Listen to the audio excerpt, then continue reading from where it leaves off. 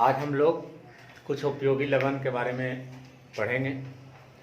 अगले टॉपिक में हम बताए थे कि हमको 5-6 उपयोगी लवण पढ़ना है। उसमें से सबसे पहला लवण है साधारण नमक, यानी कि इसे हम लोग बाजारू नाम में नमक के नाम से जानते हैं, लेकिन रासायनिक नाम में यह सोडियम क्लोराइड के नाम से जाना जाता है। तो साधारण नमक, तो नमक का सूत्र यानी सोडियम क्लोराइड का सूत्र NaCl होता है। अब इसके अनुभार की गणना कर लेते हैं। तो सोडियम का अनुभार 23 और क्लोरीन का 35.5, दोनों का जोड़ दिया 58.5, इसका अनुभार आता है, का गणना है। अब है कि साधारण नमक कैसे बनाया जाता है। तो साधारण नमक बनाने से ज़्यादा हम लोग समुद्री जल से प्राप्त करते हैं, लेकिन रसायन विधि के द्वारा भी नमक बनाया जाता है। तो कहता है कि जब सोडियम हाइड्रोक्साइड को हाइड्रोक्लोरिक अम्ल से अभिक्रिया कराते हैं, सोडियम हाइड्रोक्साइड को जब हाइड्रोक्लोरिक अम्ल से अभिक्रिया कराते हैं तब अभिक्रिया के पश्चात साधारण नमक यानी कि सोडियम क्लोराइड का निर्माण होता है। NaOH सोडियम हाइड्रोक्साइड एक क्षार है, हाइड्रोक्लोरिक अम्ल HCl। अब आपको इसके पहले भी दोनों का रिएक्शन में भी बताया गया था कि जब क्षार और अम्ल अभिक्रिया करता है तो लवण का निर्माण करता है, लेकिन यहाँ लवण में सोडियम क्लोराइड बनाने के लिए हमको सोडियम हाइड्रोक्साइड लेना होगा और हाइड्रोक्लोरिक अम्ल लेना होगा। जब ये दोनों को अभिक्रिया कराएंगे तो NaCl और जल का निर्माण होता है। यही NaCl है, वो लवण है, अर्थात नमक है। नमक आपका बाजारू नाम है और रासायनिक नाम इसी को सोडियम क्लोराइड के नाम से जानते हैं। लेकिन ये इससे सबसे ज्यादा जो है आपका नमक की जो प्राप्ति होती है वो समुद्री जल से होती है। अब समुद्री जल से कैसे होती है? अब ये समुद्र है, मान लिया जाए कि ये समुद्र है। अब इस समुद्र के इर्द गिर्द के क्षेत्रों में, निकटवर्ती क्षेत्र में इसको एक गड्ढा खोदा जाता है। समुद्र के इर्द गिर्द के क्षेत्र में गड्ढा खोदा जाता है और समुद्र में जब उफाने आती है तो काफी मात्रा में फेन उत्पन्न होता है और ये फेन गड्ढा निकटवर्ती गड्ढों में जाकर के भर जाता है। निकटवर्ती गड्ढों में भर जाने के पश्चात इसमें हमेशा बाष्पोत्सर्जन की प्रक्रिया होती है। बाष्पोत्सर्जन की प्रक्रिया के फलस्वरूप जो जल होते हैं वो जल वाष्प बन के उड़ जाता है और इसमें जो मौजूद लवण होते हैं ये लवण गड्ढों के निकटवर्ती गड्ढों में ही जाकर के जमा हो जाता है, जहां से हम लोगों की नमक की काफी मात्रा में प्राप्ति होती है। हम जानते हैं कि 1 लीटर समुद्री जल में 35 ग्राम नमक की प्राप्ति होती है। 1 लीटर समुद्री जल में 35 ग्राम लवण मौजूद होते हैं। तो समुद्र के जल को समुद्री जल को निकटवर्ती गड्ढों में भर दिया जाता है। भर देने के पश्चात इससे यह है आपका समुद्र के इर्द गिर्द में निकटवर्ती गड्ढा खोदा जाता है और इसके जल को इसमें भर दिया जाता है। भर देने के पश्चात इससे बाष्पोत्सर्जन की प्रक्रिया होती है और बाष्पोत्सर्जन की प्रक्रिया के पश्चात जल वाष्प बन करके उड़ जाता है और जो लवण होते हैं वो लवण समुद्री गड्ढों में ही एकत्रित हो जाता है। इसके द्वारा काफी मात्रा में लवण की प्राप्ति होती है। लेकिन यह जो लवण की प्राप्ति होती है ये लवण शुद्धतम लवण नहीं होती है। इसमें काफी मात्रा में अशुद्धियां मौजूद होती है, जैसे sodium sulphate, magnesium chloride, magnesium sulphate, इसमें अशुद्धियां पाई जाती है, जिसे बाजार में बेचने से पहले इसको रिफाइनिंग की प्रोसेस किया जाता है। रिफाइनिंग की प्रोसेस के कारण इसे शुद्धतम रूप में प्राप्त करके पुनः मार्केट में भेजा जाता है। तब सबसे ज्यादा जो लवण की प्राप्ति होती है वो समुद्री जल के माध्यम से प्राप्ति होती है। अब इस माध्यम को तो समझ में आ गया। समुद्री जल को, समुद्र से प्राप्त जल को उसके निकटवर्ती गड्ढों में भर दिया जाता है। बाष्पोत्सर्जन की प्रक्रिया होती है। बाष्पोत्सर्जन की प्रक्रिया होने के कारण जल वाष्प बन करके उड़ जाता है और जो लवण होता है वह समुद्र में गड्ढों में ही बैठा रह जाता है, जहां से हम लोग को काफी मात्रा में समुद्री जल से लवण की प्राप्ति होती है, लेकिन वह जल शुद्धतम नहीं होता है, उसमें अनेक प्रकार के अशुद्धियां मौजूद होती है। उन अशुद्धियों में sodium sulphate, magnesium sulphate, magnesium chloride इत्यादि मौजूद होते हैं, जिसे रिफाइनिंग प्रोसेस के द्वारा उसे शुद्धतम किया जाता है। अब बात रही, इसी में एक टॉपिक है सेंधा नमक या काला नमक। तो सेंधा नमक और काला नमक कैसे प्राप्ति होती है? तो यह समुद्र या चट्टानों से, सेंधा नमक या काला नमक उसी को कहते हैं, वो आपको चट्टानों से प्राप्त होती है।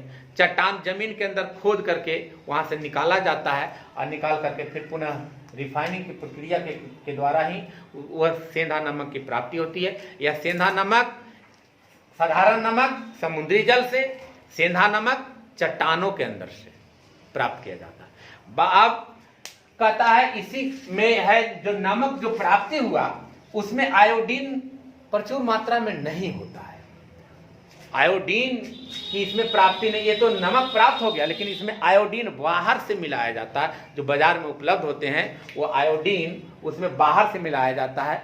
अब आयोडीन की कमी जब हो जाती है हमारे शरीर में, नमक है तो उसमें आयोडीन मौजूद होना चाहिए। अगर आयोडीन नहीं है तो उसके कारण घेंघा की बीमारी होती है, गलफुली जिसको हम लोग कहते हैं। तो आयोडीन की कमी से घेंघा की बीमारी होती है। अब इसको मैं आयोडीन की प्राप्ति करने के लिए इसमें साधारण नमक में NaCl में Ki मिलाएंगे, पोटेशियम आयोडाइड मिलाया जाता है। अब पोटेशियम आयोडाइड में आयोडीन की मात्रा मौजूद होती है और ये जब Ki मिलाया जाएगा तो इसको कहेंगे आयोडाइज्ड नमक, आयोडीन युक्त नमक। जो आपके बाजार से जो हम लोग खरीद के लाते हैं उसके रैपर पर लिखा हुआ रहता है आयोडीन युक्त नमक। तो आयोडीन युक्त नमक कहने का मतलब क्या है कि उसमें जो समुद्री जल से या जो नमक प्राप्त हुआ है उसमें बाहर से पोटेशियम आयोडाइड मिलाया जाता है। तो उस प्रकार जब पोटेशियम आयोडाइड मिला देंगे तो इस नमक को कहेंगे हम लोग आयोडाइज्ड नमक, आयोडीन युक्त नमक। और घेंघा की बीमारियां हैं जिसको नियंत्रण करता है वो है आयोडीन। अब नमक का उपयोग, तो नमक का उपयोग हम अपने दैनिक जीवन में पर डे करते हैं, भोज्य पदार्थ के निर्माण में, किचन में तो सबसे इम्पोर्टेंट है नमक। उसके अलावे अचार के परिरक्षण में, अचार अगर हम लोग बनाते हैं तो अचार को परिरक्षित के रूप में नमक का प्रयोग करते हैं। और अचार हम देखते हैं कि बहुत लंबे समय तक सुरक्षित रह जाता है। अगर एक बार बना दीजिए 1 साल 2 साल लंबे समय तक सुरक्षित रहता है। इसका मुख्य कारण है सोडियम क्लोराइड यानी कि नमक है जो उसको परिरक्षित करने का कार्य करता है। तो नमक का, लवण का उपयोग रसोई घर में, अचार के परिरक्षण में, साबुन के कल्पन में, जो हम लोग साबुन बनाते हैं उसमें भी आपका लवण का प्रयोग होता है। इस प्रकार आपका सोडियम क्लोराइड यानी साधारण नमक टॉपिक समाप्त हो गया। अब हम लोग दूसरे टॉपिक की ओर हैं। दूसरा टॉपिक है आपका सोडियम हाइड्रोक्साइड।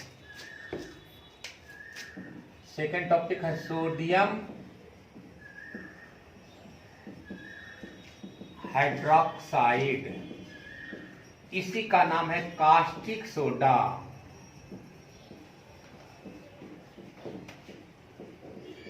सोडियम हाइड्रोक्साइड कहिए या इसी का नाम है कास्टिक सोडा।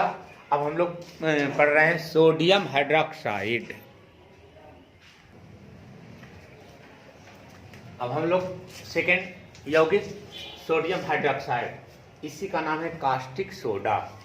तो सोडियम हाइड्रोक्साइड का अनुसूत्र होता है NaOH। अब इसका अनुभार निकाल लेंगे। सोडियम का 23, ऑक्सीजन का 16 और हाइड्रोजन का 1। 23 + 16 + 1 40, इसका अनुभार 40 होता है। अब कहता है सोडियम हाइड्रोक्साइड बनाने की विधि। तो सोडियम हाइड्रोक्साइड बनाने की विधि को कहते हैं क्लोर एल्कली विधि। अभी क्लोर एल्कली विधि क्या है, अब इसके बारे में थोड़ा सा समझ लें। कहता है कि जब सोडियम क्लोराइड के संतृप्त विलयन पर, सोडियम क्लोराइड के संतृप्त विलयन में, सोडियम क्लोराइड के संतृप्त विलयन यानी कि NaCl एक्वस, इसमें जब विद्युत धारा प्रवाहित किया जाता है, विद्युत धारा प्रवाहित किया जाता है तो यह अपघटित होकर टूट जाता है। आई टूट के बनाता है Na+ और Cl-। अब ये चल जाएगा आपको कैथोड पर, ये चल जाएगा आपको एनोड पर। अब ये कैथोड पर ये सोडियम चला जाए, सोडियम आयन और क्लोरीन आयन के रूप में टूटेगा। अभी सोडियम आयन चल जाएगा कैथोड पर और क्लोरीन आयन चल जाएगा एनोड पर। अब ये एनोड पर जाने पर के बाद एक क्लोरीन ऑक्सीकृत हो जाएगा और ऑक्सीकृत होकर के अब यहाँ से सोडियम अपने इलेक्ट्रॉन को, अभी एट कैथोड यहाँ से दो कहानियां होगी। एट कैथोड तो कैथोड पर Na आयन से ये मुक्त हो जाएगा सोडियम के रूप में। अब इसको बैलेंस कर लेंगे, यहाँ से एक इलेक्ट्रॉन ले लेंगे। उसी प्रकार ये क्लोरीन एनोड पर जाएगा, यहाँ से ही मुक्त हो जाएगा। अब ये जो सोडियम जो बना, ये सोडियम अब इसमें संतृप्त है, जल है, तो ये सोडियम जल से अभिक्रिया करके सोडियम हाइड्रोक्साइड और हाइड्रोजन गैस का निर्माण होगा। तो एक अपघाटित होकर के जब टूट गया सोडियम क्लोराइड तो हमको क्लोरीन और एल्कली प्राप्त हुआ। इसी विधि को कहते हैं क्लोर एल्कली विधि। अब यहाँ से प्राप्त सोडियम, अब यहाँ समझ लीजिए डायरेक्ट ये सोडियम नहीं लेके आ गए हैं। अब यहाँ NaCl में जब विद्युत धारा प्रवाहित किए तो ये अपघाटित होकर टूट गया, एक कैथोड पर और एक एनोड पर। आप जानते हैं कि ये जो सोडियम प्रधान आयन है, तो ये जब भी जाएगा तो एनोड पर जाएगा, कैथोड पर जाएगा क्योंकि इस पर ऋण आयन है।